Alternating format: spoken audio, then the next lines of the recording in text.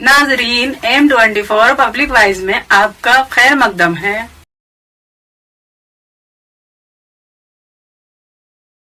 जी, आज मैं इसके अलावा देखिए, रामलीला के लिए, राम की सवारी के लिए सारे पार्क फ्री, ठीक है जी। वहां पे जो खाने पीने के स्टॉल लगते थे उनको भी फ्री करने की बात आई। मैंने कहा स्टैंडिंग कमेटी में, हमें रामलीला के पार्क की से कोई आपत्ति नहीं, हमें वहां पे लगने वाले जनक दरबार से आपत्ति नहीं। ये बताइए, वाल्मीकि जी का जल्लूस हो, शोभा यात्रा हो, महर्षि वाल्मीकि की हो, गुरु रविदास जी की हो, स्वामी चरणदास जी की हो, या गुरु नानक जी की हो, गुरु तेग बहादुर की हो, भगवान बुद्ध की हो, भगवान महावीर जयंती हो, इनका किराया क्यों? नगर निगम के इतिहास में पहली बार किराया माफ हुआ। आज जितनी भी शोभा यात्रा निकलती है उनका किराया नहीं लगता। तो ये सवालात इस तरीके के हैं। मैं क्षेत्र की जनता से कहना चाहूंगा कि आदरणीय दिल्ली गेट के निवासियों, आप तय कर लीजिए, जिसने काम किया उसको वोट दीजिए। जिस इंसान ने 10 साल में आपके किसी बच्चों को नौकरी पे नहीं लगाया, हमने लगाया नौकरी पे। आपने किसी बच्चे को पेंशन देने के अलावा बीमारी के लिए आपने सहायता नहीं की। जो आदमी जनसेवा न करे उसको छोड़िए। जो जनसेवा करने के लिए पहले भी तैयार था, आज भी तैयार है, आगे भी तैयार रहेगा, उसे मौका दीजिए ताकि क्षेत्र के अंदर विकास हो। एक बात और कहूंगा, अजमेरी गेट का फौरा देखिए आप, वहां पे पानी का फौरा चलता था, आज वो फौरा नाला बना हुआ है। वो एक ऐतिहासिक फौरा अजमेरी गेट का, वहां पे इतना अच्छा बाग देशबंधु गुप्ता की प्रतिमा क्या है वहां पे, अरुण आसफ अली साहब की प्रतिमा पे क्या है, सफाई क्यों नहीं होती? अब आप चले जाइए, इनकी गलियों में टूटी पड़ी है, आप पेशाब कर टूटे पड़े। ऐसे व्यक्तियों को चुनने का कोई लाभ नहीं है। चुनिए उसको जो क्षेत्र का काम करे, क्षेत्र का विकास करे, लोगों का कल्याण करे। उसमें दीप्ति जाटव इसलिए चुनाव नहीं लड़ रही कि उसको व्यापार करना। दीप्ति जाटव इसलिए चुनाव कर रही है कि आज जो मेरी बहनों के पास रोजगार नहीं है, जो आज मेरे क्षेत्र के गरीब लोगों के पास परेशानियां हैं, उसका समाधान करूंगी। जैसे मेरे बच्चे स्कूल में पढ़ते हैं ऐसे वो भी पढ़े, जैसे मेरे घर में खाना मिलता है उस गरीब बच्चों को मिले। और हम एक जन आंदोलन कर रहे हैं, इस चुनाव के माध्यम से हम विजयी होंगे और क्षेत्र की जनता का काम करेंगे। दीप्ति जी, डोर टू डोर आपने किया, जनता ने आपके सामने क्या क्या जो समस्याएं थी जनता की, जाटव जी ने तो हमें सारी चीज़ों को, उन्होंने यहाँ का पहले निगम पार्षद रहे, हर चीज़ को वो भली भांति जानते हैं।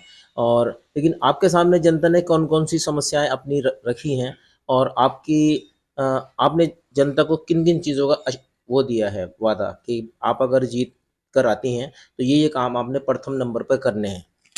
समस्या यही थी, सबसे बड़ी परेशानी तो वहाँ पर गंदगी की है। वहाँ पर जो मतलब जो गलियों में है वहाँ पर साफ सफाइयाँ नहीं है। वहाँ पर जो बाथरूम है, वहाँ पर जो एक कॉमन वॉशरूम बने हुए होते हैं उन लोगों के, वो भी ढंग से नहीं हुए। वो भी जो पापा थे निगम पार्षद उसी टाइम के बने हुए हैं, दोबारा बने हुए भी नहीं है, और वो भी उनकी हालत इतनी सही नहीं है। उन्होंने यही समस्या रखी है कि आप हमारे जो यहाँ पर उन्होंने मुझे ये कहा कि मैडम हमारे यहाँ पर आप बाथरूम बनवा देना, हमारे जो यहाँ पर इतने कूड़े के ढेर लग रहे हैं आप ये चीजें साफ करवा देना। कोई क्या है कि हमारे बच्चों की आप नौकरी करवा देना। इससे 10 साल में ऐसा कुछ नहीं किया।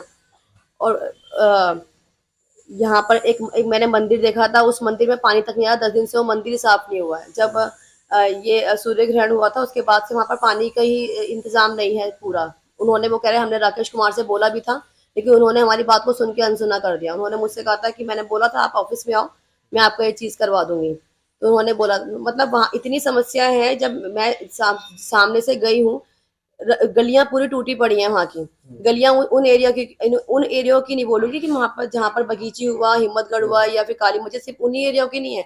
जहाँ पर हमारे अपर कास्ट की जो फैमिलीज रहती हैं, जो बनियों की हैं, उन एरिया में भी गलियां साफ सुथरी, मतलब साफ सुथरी का तो नहीं कहेंगे, लेकिन गलियां टूटी पड़ी हैं। गलियां बनती है, मैंने सुना है वहाँ गलियां बनती है, 10 दिन बाद वो दोबारा टूटी हुई हो जाती हैं, क्योंकि वहाँ पर सीवर लाइन डलती है, वो डलती है, फिर वो दोबारा टूटी हो जाती हैं। मैं हर जगह ऐसे देखा है। और मतलब यही है कि वहां पर मेन गलियों का वहां पर लोगों ने बोला है, और साफ सफाई का बोला है। मुझसे वो बोला है कि आप हमारा कुछ काम का करवा देना, हमारे बच्चों को लगवा देना, हमारे बाथरूम वगैरह बनवा देना। यही मेन चीजें मुझे यही नोटिस में आई है, जो उन्होंने बोला है कि हमारे पार्क वगैरह थे, घर के सामने कोई पार्क बना हुआ है वहां पर उन्होंने। दीप्ति जी, लोगों ने शिक्षा के साथ में रोजगार की बात भी रखी आपके सामने।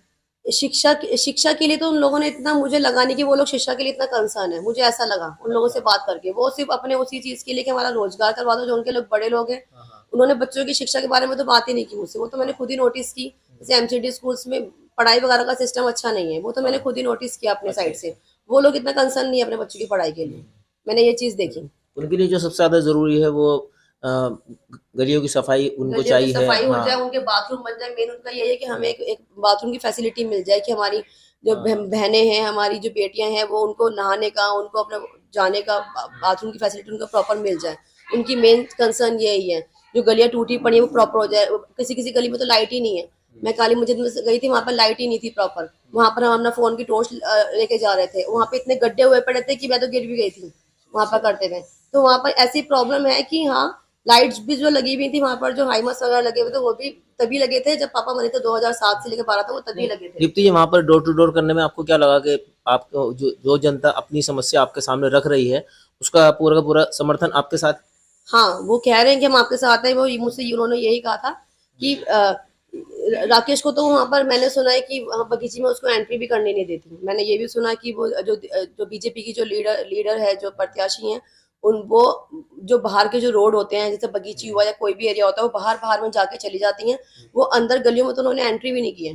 उन्होंने, दीप्ति ने तो वहां पर उन्होंने एंट्री भी नहीं की है। एंट्री वो कहती है बस आप ही आ रहे हो यहाँ पर अंदर गलियों में। वहां पर मैं अंदर गलियों में जाती हूँ, वहां पर मतलब मैं खुद ही नोटिस कर रही थी, मतलब कुत्ते बहुत ज्यादा है यहाँ पर।